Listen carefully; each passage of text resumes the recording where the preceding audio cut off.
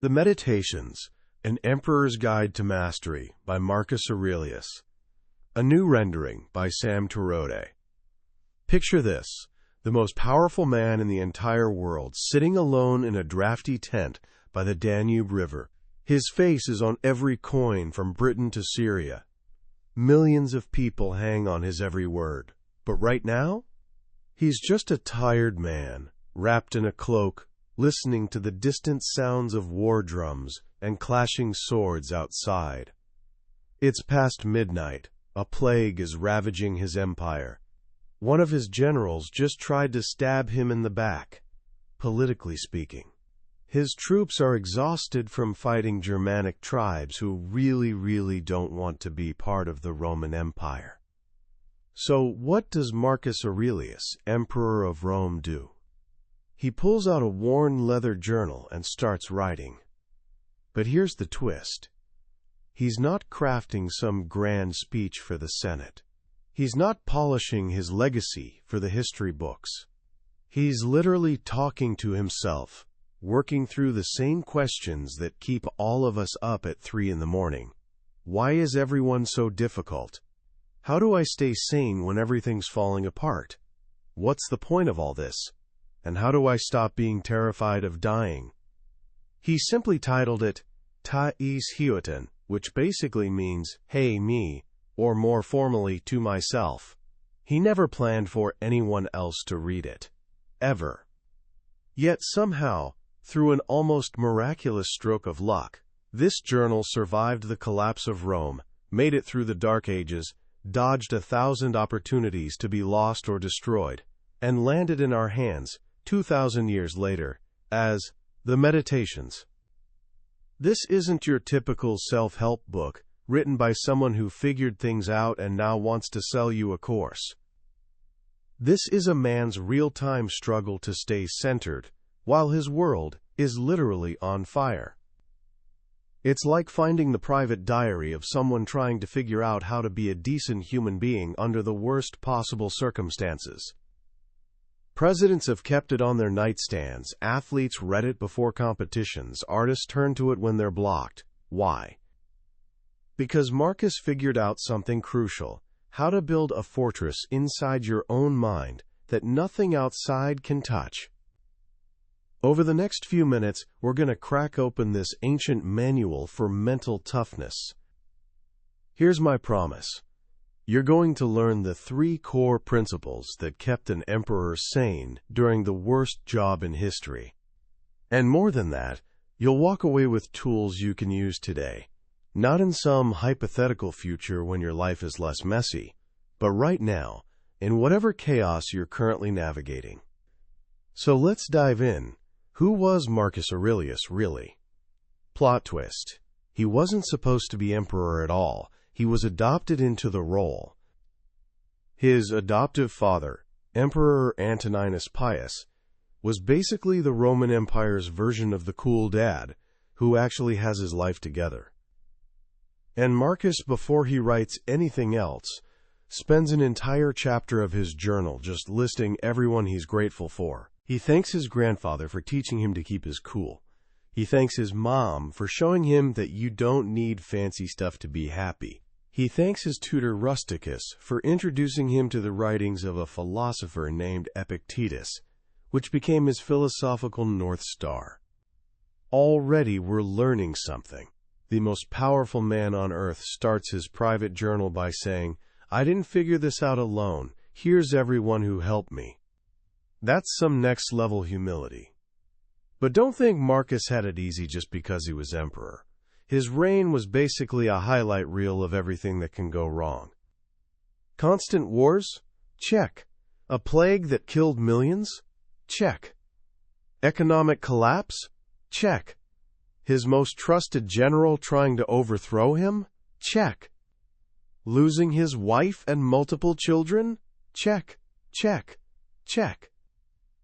It was precisely because life kept punching him in the face that he turned to Stoicism, not as some intellectual hobby, but as a survival tool.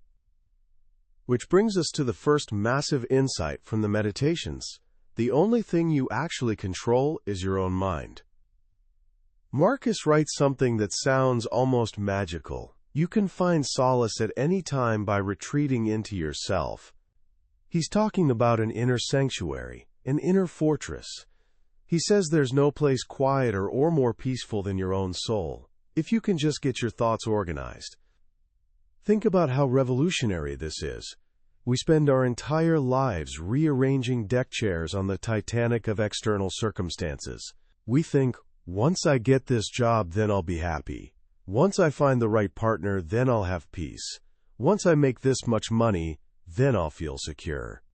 Marcus flips this completely upside down.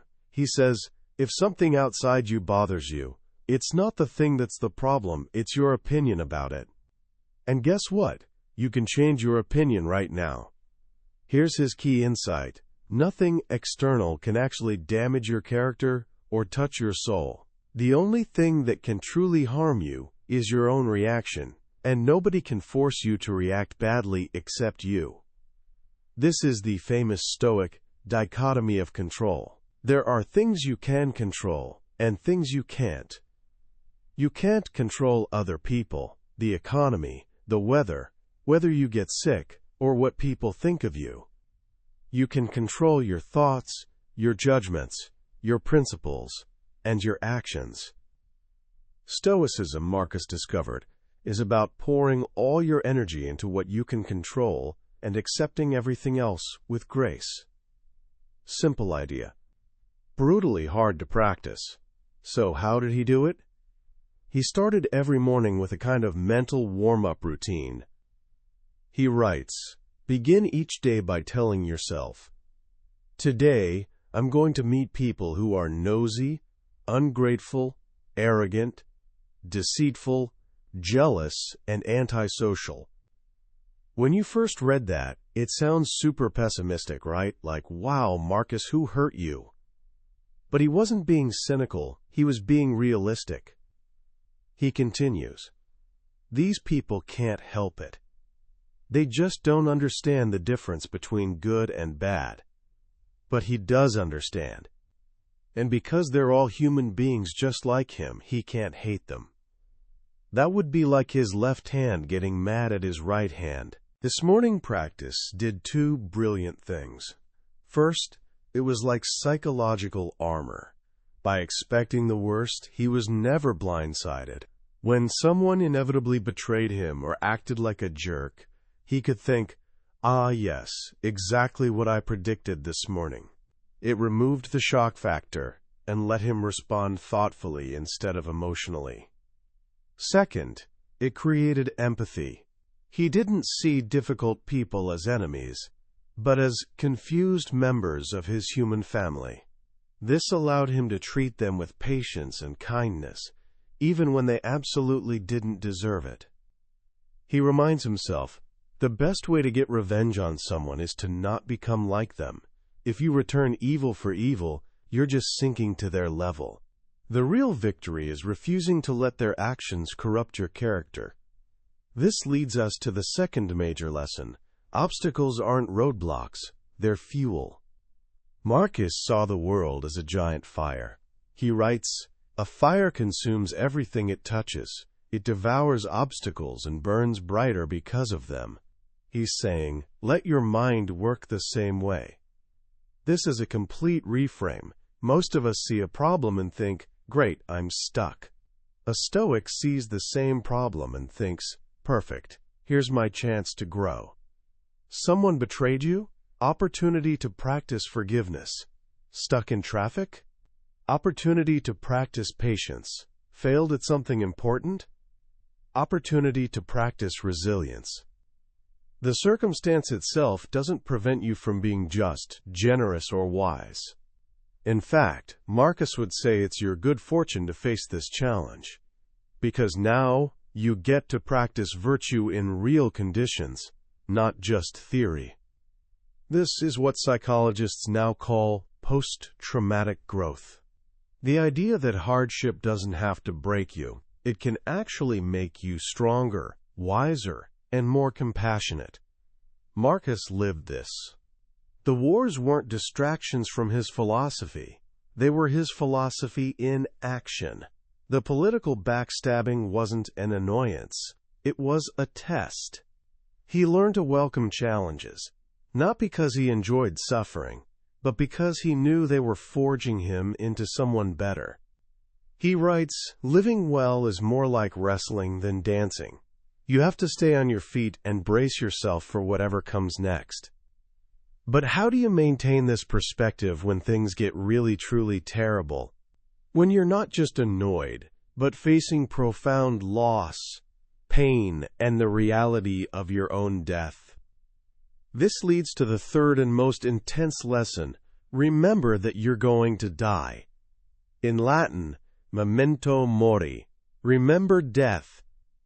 For Marcus, this wasn't morbid or depressing. It was clarifying. He constantly reminds himself how quickly everything disappears. All things pass, and memory of them fades even faster. He thinks about the greatest names in Roman history, Alexander the Great, Pompey, Julius Caesar, and notes that they too are gone.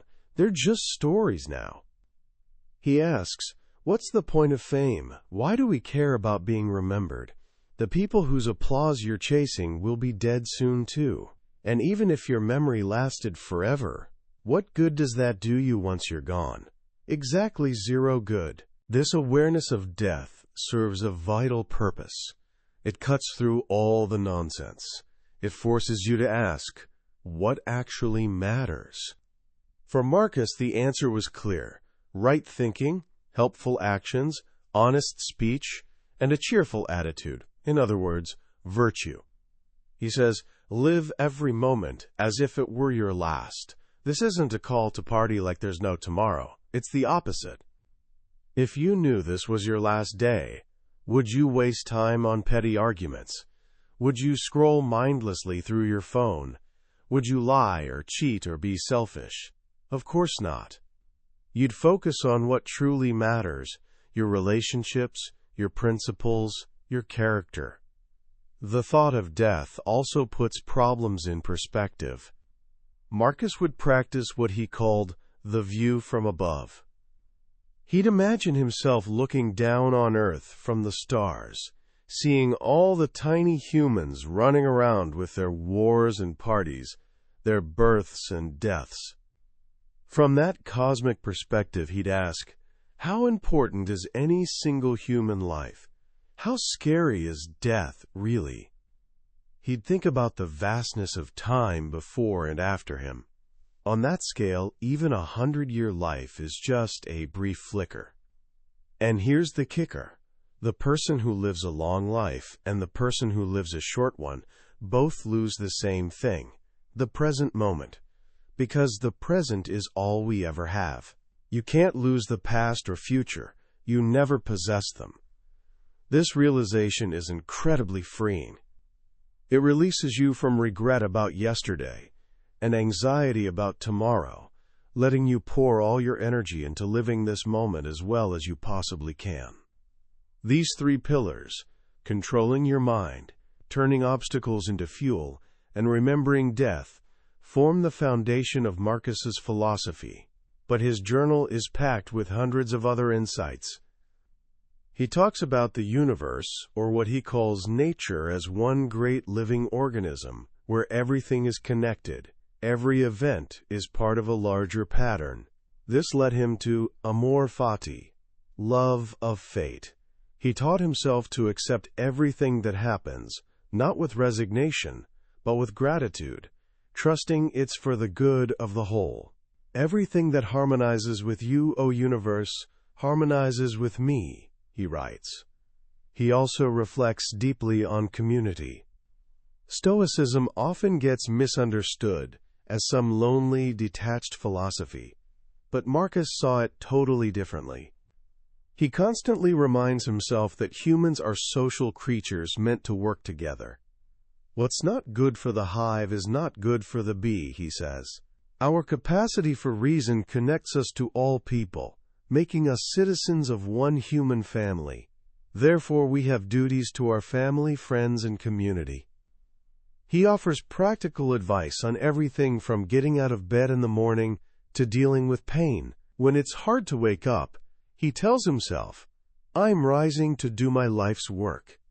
He asks, "Were you born to lie under warm blankets, or were you born for action?" Look at the ants and bees.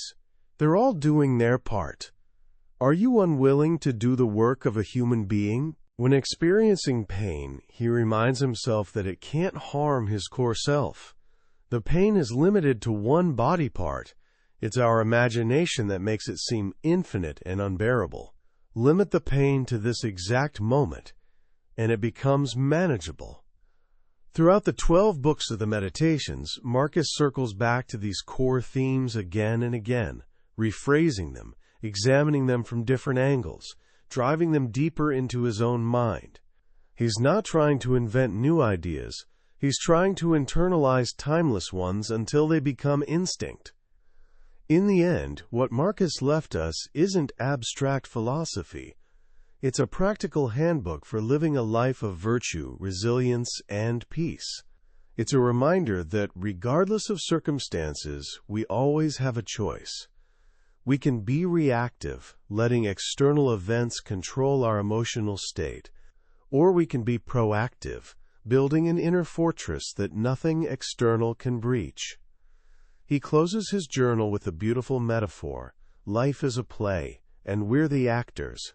The playwright, fate, or the universe determines when we enter and exit the stage. We don't get to decide if the play has 3 acts or 5.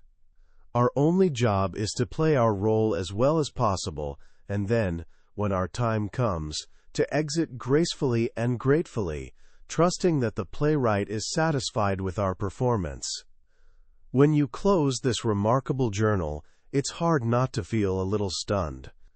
Here was a guy who lived 2,000 years ago, dealing with pressures we can barely fathom, yet his struggles feel eerily modern. The anxiety, the frustration with other people, the search for meaning in chaos, it's all right there.